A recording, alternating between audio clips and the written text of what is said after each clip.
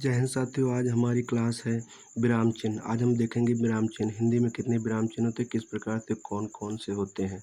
चलिए शुरू करते हैं। विराम चिन्ह की क्लास 1 है, ठीक है। कौन सी क्लास है? क्लास 1 है, ठीक है। चलिए आगे बढ़ते हैं। परिभाषा: विराम चिन्ह का अर्थ रुकना या ठहराव होता है। व्यक्ति अपने मन के भाव या विचारों को व्यक्त करते समय जब कभी-कभी बीच में या बात समाप्त होने पर रुकता है या रुकावट या विराम के स्थान पर जिन चिन्हों द्वारा व्यक्त किया जाता है उसे हम विराम चिन्ह कहते हैं। इसमें जो हैं श्री कामता प्रसाद गुरु जी के अनुसार विराम चिन्हों की संख्या 20 है, ठीक है। श्री कामता प्रसाद गुरु जी ने विराम चिन्हों को अंग्रेजी से लिया या मानते हैं, ठीक है। वो पूर्ण विराम को छोड़ करके से सभी विराम चिन्ह को मानते हैं, ठीक है। अल्प विराम चिन्ह हमारा पहला है। पहला हमारा है अल्प विराम चिन्ह। जहाँ थोड़ी देर रुकना पड़े वहाँ अल्प विराम चिन्ह का प्रयोग होता है। यानी अल्प मतलब कम और विराम मतलब ठहराव। एक से अधिक वस्तुओं को दर्शाने के लिए अल्प विराम चिन्ह का प्रयोग होता है। देखिए कौन सा है अल्प विराम। नोट: छंदों में एक चरण की समाप्ति पर अल्प विराम चिन्ह का प्रयोग होता है। उदाहरण में से रीना, ये है अल्प विराम, ठीक है। सीमा, यह है अल्प विराम।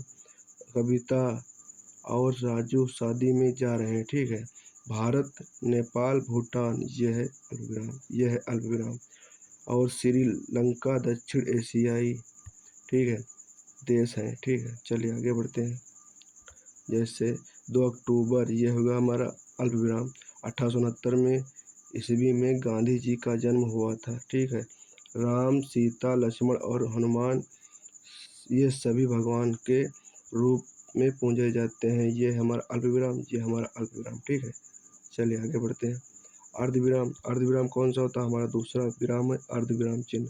अर्धविराम ये होता है जब किसी वाक्य को कहते हुए हल्का सा विराम लेना हो और वाक्य समाप्त न किया जाए, वह अर्धविराम चिन्ह का प्रयोग हो जाता है, ठीक है।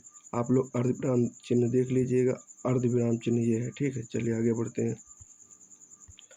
इस चिन्ह का प्रयोग मिश्र और संयुक्त वाक्य विरोध का भाव प्रकट करने के लिए करते हैं। जैसे उदाहरण में परीक्षा कठिन थी, ये हो गया चिन्ह, अल्प विराम चिन्ह हो गया। नहीं सॉरी, अर्ध विराम चिन्ह हो गया। फिर भी उसने अच्छे अंक प्राप्त किए।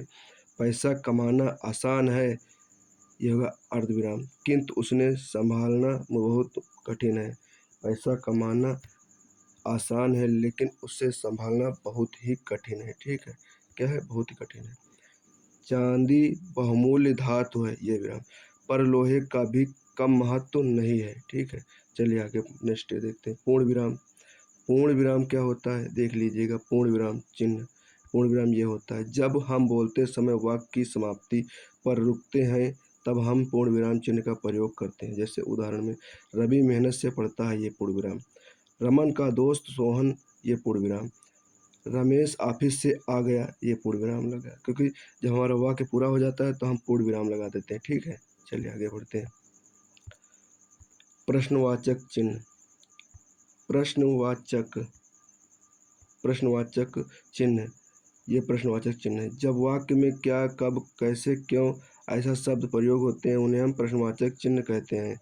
जैसे देखिए उदाहरण में, जैसे राकेश दिल्ली कब जा रहा है, यह होगा प्रश्नवाचक। तुम कब आओगे, यह होगा प्रश्नवाचक।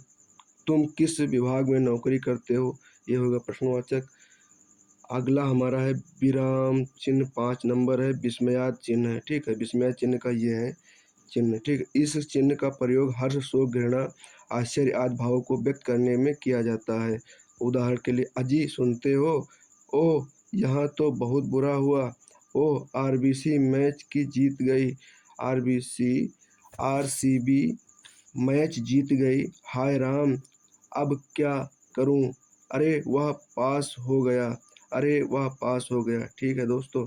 अगली क्लास नेक्स्ट आपको कल मिलेगी दोस्तों। अगर ये वीडियो अगर अच्छा लगे तो कमेंट करके ज़रूर बताना, अगर ख़राब लगे तब भी कमेंट करके बताना, और अपने साथियों को ये वीडियो शेयर ज़रूर करना। और इसमें भाई नोट्स ज़रूर बना लेना, क्योंकि ये अच्छे राइटिंग में लिखे हुए हार्ड नोट्स हैं मेरे भाई। सभी लोग सपोर्ट और सहयोग ज़रूर देना। और चैनल को सब्सक्राइब ज़रूर कर लेना। धन्यवाद दोस्तों।